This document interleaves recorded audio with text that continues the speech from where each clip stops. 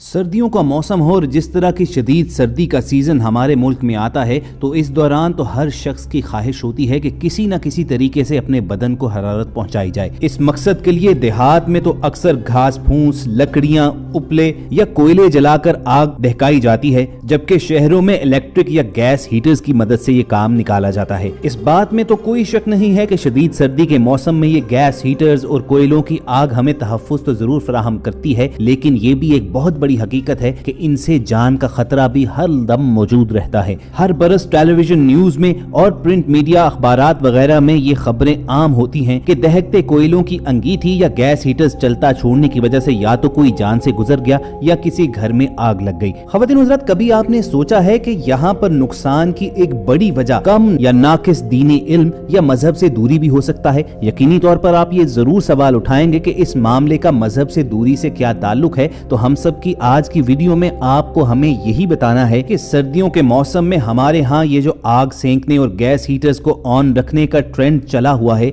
इसके बारे में रसूल करीम सल्लल्लाहु अलैहि वसल्लम ने अपनी अहादीस में 1400 बरस कबल क्या वार्निंग्स दी थी। मगर दोस्तों, वीडियो में आगे बढ़ने से पहले आप रेड बटन पर क्लिक करके और बेल आइकॉन को प्रेस करके हम सब के सब्सक्राइबर्स बनना मत भूलिए, ताकि ऐसी तारीखी, मालूमाती और इस्लामी वीडियोस आपकी रोजमर्रा जिंदगी का हिस्सा बनी रहें। ख़वातीन हज़रात, जैसे कि शुरू में बात की गई कि सर्दियों के मौसम में अक्सर घरों में गैस या इलेक्ट्रिक हीटर्स वगैरह का इस्तेमाल भी बढ़ जाता है। जब इन चीजों के इस्तेमाल का मौसम आता है तो उसके साथ ही कई वाकयात पढ़ने और सुनने को मिलते हैं कि रात को सोए लेकिन सुबह उठ न सके या घर बार राख में तब्दील हो गया। इसकी बड़ी वजह नबी करीम सल्लल्लाहु अलैहि वसल्लम की पाकीज़ा तालीमात से अदम वाकफियत है, जबकि शरीयत इस्लामिया में इससे मुतल्लिक सदियों पहले आगाही दी जा चुकी है। सैयदना अब्दुल्ला बिन उमर रज़ियल्लाहु तआला अन्हु से रिवायत है कि रसूल करीम सल्लल्लाहु अलैहि वसल्लम ने फरमाया, जब तुम सोने लगो तो अपने घरों में आग जलती ना छोड़ा करो। सुनन अबी दाऊद में इस मौजू पर रसूल करीम सल्लल्लाहु अलैहि वसल्लम का ये फरमान एक और तरह से भी दर्ज है कि जब तुम सोने लगो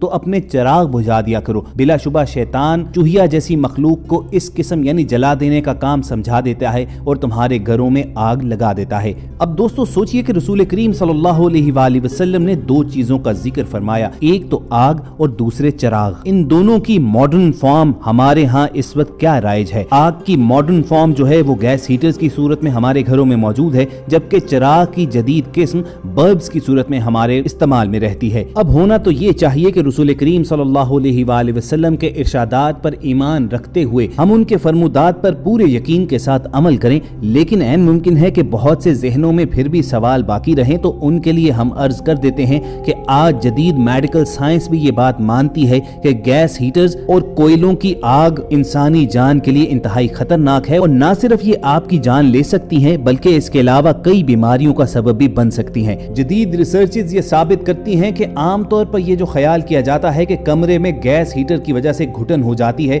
और दम घुटने की वजह से मौत वाक़या होती है, हालांकि ऐसे वाकयात की शरह महज चंद फीसद है, क्योंकि गैस का अखराज जब होता है तो उसकी मखसूस बू के जरिए पता चल जाता है, जबकि अमूमन कमरों में रोशनदान और खिड़कियां होते हैं जो गैस को ज्यादा देर तक कमरे में नहीं रोक सकते। लेकिन क्या आपके इल्म में है कि कोयले की गैस हो या हीटर की गैस यानी प्रोपेन या मीथेन जब पूरी तरह नहीं जलती हैं यानी आधी जलती हैं तो एक तीसरी गैस जन्म लेती है जिसको कार्बन मोनोऑक्साइड कहा जाता है। ये एक ऐसी खतरनाक गैस है जिसकी कोई रंग, जायका या बू नहीं होती, लेकिन ये इतनी जहरीली है कि इसीलिए इसे खामोश कातिल कहा जाता है, क्योंकि ये बहुत खामोशी के साथ इंसान के हवास को मुअत्तल करके छोड़ती है और पता भी नहीं चलता। और क्या आप जानते हैं कि इस गैस के बनने की एक बड़ी वजह मुकम्मल सील्ड कमरे में गैस हीटर का जलते रहना है, जहां से रोशनी और हवा की आमदो रफ्त नहीं हो रही होती तो ऑक्सीजन मिकदार में कम रह जाती है और कार्बन मोनोऑक्साइड बनने लग जाती है, और इंसान अगर सो रहा हो तो अपना दिफा करने के काबिल नहीं रहता और सोते सोते मौत की आगोश में चला जाता है। यानी अगर आप सोने से पहले गैस हीटर्स को चलता हुआ छोड़ देंगे